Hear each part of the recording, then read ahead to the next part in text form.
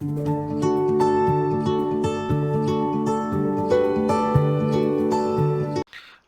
Back again with another episode. आज हम एक न्यू एपिसोड लेके हाजिर हुए हैं, जिसमें हम डिफरेंट चीज़ों के बारे में डिस्कस करेंगे। फर्स्ट ऑफ ऑल हम ओवरक्लॉक सेटिंग्स के बारे में डिस्कस करेंगे कि क्या ओवरक्लॉक सेटिंग्स बेहतर रहेंगी डिफरेंट कार्डों के बारे में। ठीक है, जो रनिंग कार्ड हैं मायने में आपको पता है 3080, 3060 Ti और 3070, 5600 XT, 5700 XT।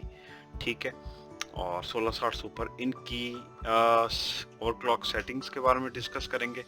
और इनमें दूसरी चीज़ हम डिस्कस करेंगे कि इनमें क्या कॉमन एरर्स आते हैं जिसकी वजह से रिग रिबूट होती है। ठीक है, और 3080 कार्ड में first of all heating issue आता है, उसको हम रिजॉल्व कैसे कर सकते हैं। सही है, तो चले हम अपनी वीडियो को स्टार्ट करते हैं और नेक्स्ट डिस्कस करते हैं अपनी प्रॉब्लम्स को। सबसे पहले हम ओवरक्लॉक सेटिंग्स के बारे में जानेंगे।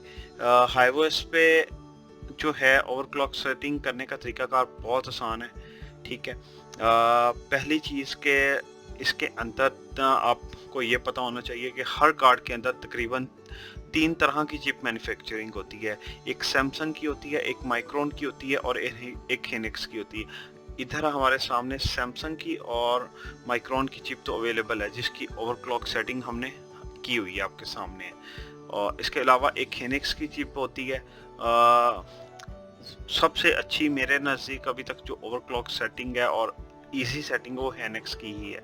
ठीक है, और बाकी ये है कि बड़े कार्डों में हेनिक्स की चिप काफ़ी कम आती है, ज़्यादातर सैमसंग और माइक्रोन ही आती है। ठीक है, तो इसकी ओवरक्लॉक सेटिंग करने के लिए फ़र्स्ट ऑफ ऑल हमें हाईवेज बूट करना होता है। ठीक है, इसको बूट करने के बाद आप सिंपल एक चीज़ होती है कि आप नेट से देखकर, गूगल से देख के पैरामीटर्स यहाँ पे पुट अप कर दें इंडिविजुअल कार्ड के।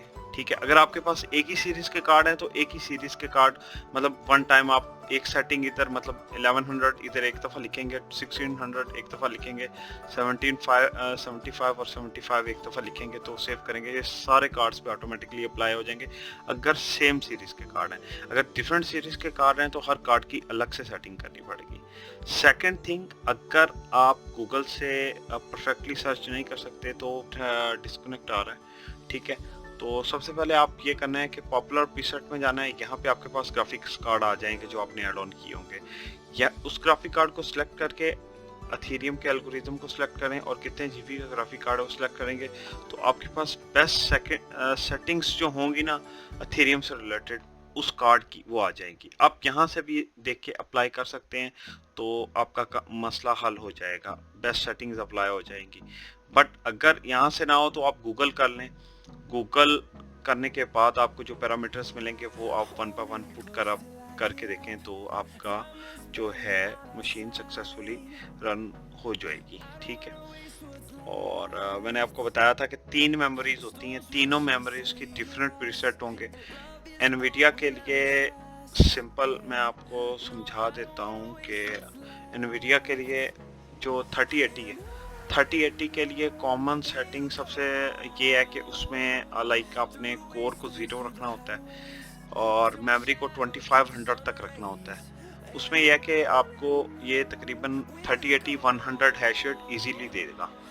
सेम 3070 की भी सेटिंग्स यही है कि कोर को 0 रखना है और मेमोरी को आपने जो है 2500 पे रखना है। पावर लिमिट 3080 के लिए आपने 240 वोट रखनी है और 30 जो है 70 के लिए आपने पावर लिमिट 130 वॉट रखनी है। ठीक है, 1660 सुपर के लिए सेम सेटिंग्स। अगर सैमसंग की मेमोरी है तो 1600 1700 रखेंगे, 31 पॉइंट समथिंग हैश रेट आएगा, जो कि हमारा रिसेंटली एक्टिविटी में जाएं स्टैटिस्टिक्स में तो ये आपको इंडिविजुअल भी आई थिंक सो कार्ड का यहाँ पे ये देख लें आप, इंडिविजुअल देखें, ये देखें कार्ड का डिफरेंट हैश रेट आपको नज़र आ रहा है 31.10।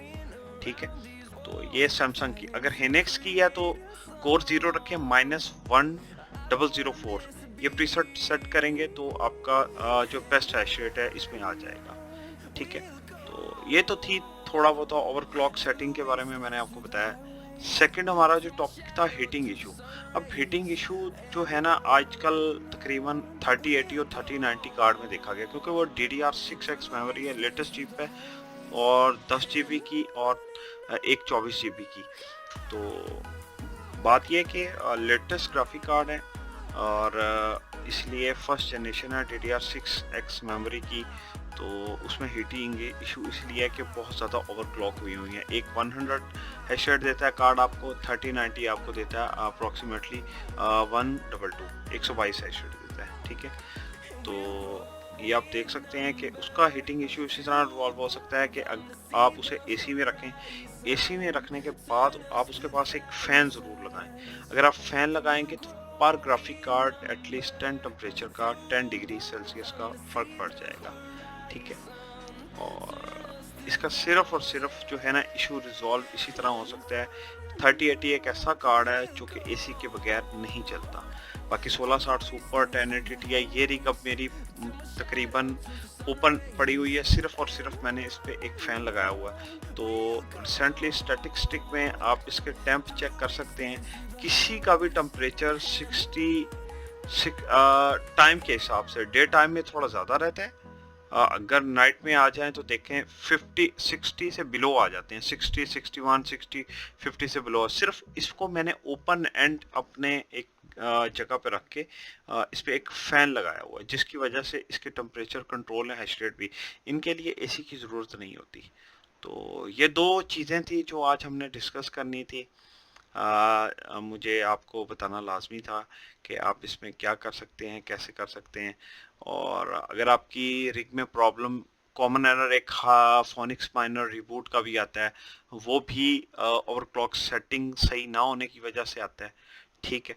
कार्ड्स में डिस्कनेक्टिविटी आए, अगर आपकी पूरी रिग रीस्टार्ट हो रही है तो मोस्टली राइजर का इशू होता है।